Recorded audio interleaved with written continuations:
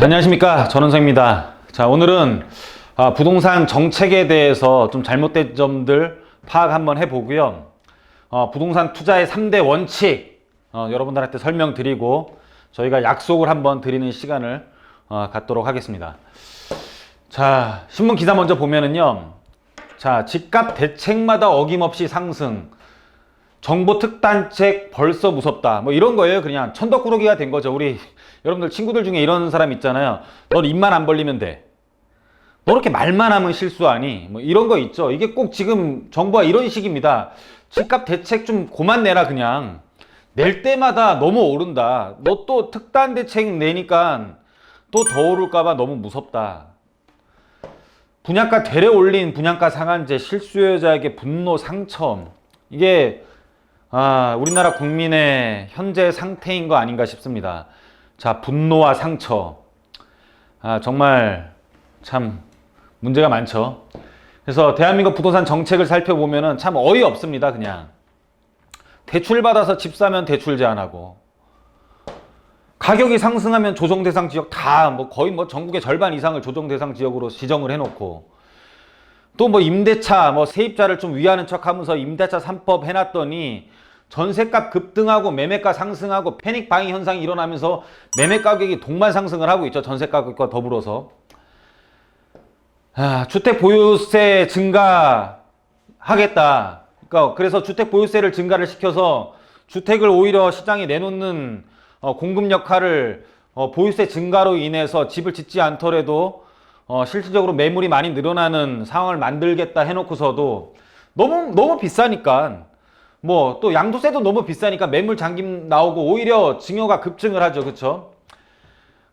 보유세 및 양도세가 증가하면서 매물 잠김과 증여가 급증을 하고, 주택 공시가격 상승을 하는데 분양가 상한제를 쓰면 뭐하냐라는 거죠. 보유세를 올리기 위해서 주택 공시가격을 매년 올리면 분양가 상한제를 써봤자 의미가 없다라는 뜻이에요. 왜냐면은 분양가 상한제의 의미가 뭐예요? 토지의 가격에다가 표준건축비에다가 기업의 적정 이윤을 더하는 건데, 토지에 대한 가격을 상승을 시키니까 당연히 분양가 상한제를 써봤자 분양가가 상승을 하죠. 그러니까 분양가 상한제의 의미가 없다는 뜻입니다. 공공재개발하고 용적률 상승한다는데 주거의 쾌적성은 오히려 떨어지죠. 같은 면적의 용적률을 상승을 시켜버리니까 집을 빽빽하게 지을 수밖에 없는 거고, 거기에다가 또 임대 아파트를 왕창 넣어버리니까는 주거 쾌적성 하락하고 진짜 좀 좋은 지역에서는 시장 반응은 굉장히 냉담하죠. 그쵸? 공공재개발 신청을 하지만 공공재건축도 열어놨는데 재건축 시장에서는 신청한 곳 한 군데도 없잖아요. 기존에 이미 살기 좋았던 곳들에서는 아예 신청을 안 한다는 뜻입니다. 자, 부동산 정책의 실패. 진짜 보유세 올리고 양도세 올려서 집 내놔라, 이거는요, 나그네 옷 벗기기 시합 아시죠? 햇빛과 바람이 싸우는 건데, 우리나라는 지금 바람 같은 정책을 쓰고 있는 거죠. 이제 바람을 오히려 벌어서 옷을 벗기겠다라는 정책을 쓰고 있다라는 것입니다. 햇빛을 비춰서 따뜻하게 한 다음에 옷을 벗게 만들어야 되는데, 강제로 옷을 벗기려고 하니까는 그게 됩니까? 옷이 찢어지지. 찢어질 때까지 잡고 있는 거잖아요. 그렇잖아요. 그러니까는 세상에 지금 매물이 하나도 안 나오고 패닉 바잉에 지금 분노 난리잖아요. 그렇죠? 부동산을 사지 말라고 하는 나라가 사실 그렇게 없습니다. 부동산은요, 사라 말라 하는 게 아니에요. 그냥 시장 경제에 맡기는 거예요. 그렇죠? 부동산을 사는 곳이라고 하는 나라도 우리나라밖에 없어요. 부동산은 사고 투자하는 게 맞는 거예요. 우리나라 대부분의 재산, 지금 여러분들의 재산의 80% 이상이 부동산과 연관이 돼 있는데, 거기에 대해서 투자를 하지 말고 사지 말라? 말도 안 되는 거죠. 부동산은 사는 곳이 아니라 사는 것이죠. 그쵸?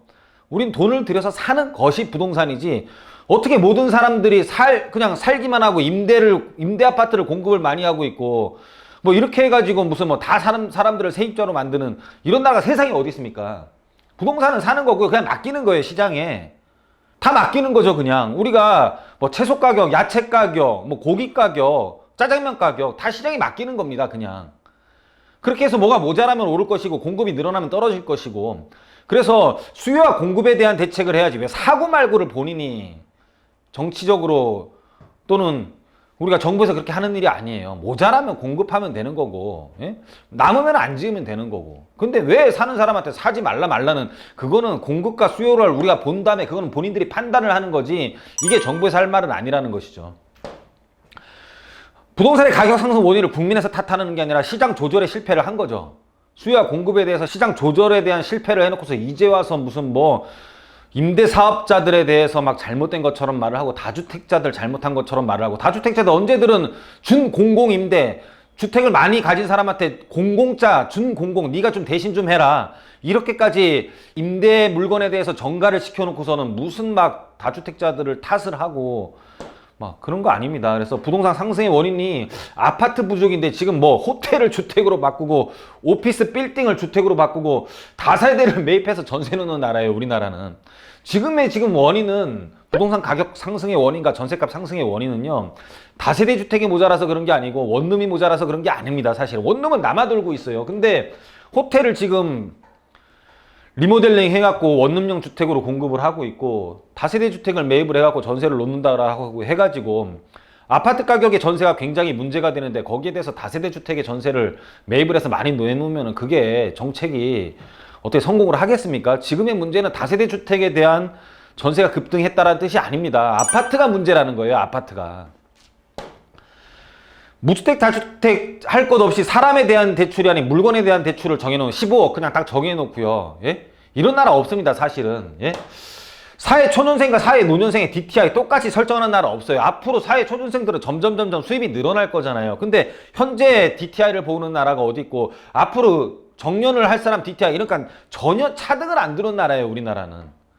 어떤 사람의 실정에 맞게 차등을 두고 그 사람에 맞게 타겟 대출을 해주고 이렇게 해야 되는 건데, 그런 게 아니라 무슨 뭐 모든 사람을 다, 모든 물건을 다 그냥 한꺼번에 통틀어서 어떤 사람에 대해서 전혀 구별을 두지 않고 이렇게 우리나라 정책을 쓰는 나라이죠, 우리나라는. 그래서 이제 와서는 공급 부족 송구스럽다라고 하는 나라입니다. 여러분들 잘못된 나라에서 살고 있기 때문에 정책을 따라갈 게 아니라 여러분이 스스로 좀 잘 정해야 된다는 걸 말씀을 드리는 거고요. 부동산 투자의 3대 원칙에 대해서 설명을 드릴게요. 굉장히 쉬운 거죠, 사실은. 부동산은 뭐니 해도 입지입니다. 입지. 그리고 더 오를 지역을 여러분들은 찾겠죠. 해드리겠습니다. 자, 타이밍입니다. 여러분들 타이밍 뭡니까? 덜 오른 지역 찾겠죠. 이미 다 놓쳤잖아요. 다 놓쳤기 때문에 덜 오른 지역을 찾을 겁니다, 분명히. 금융, 대출받기 힘들고 돈이 덜 들어가는 지역을 찾는 거 여러분들이 알고 있습니다.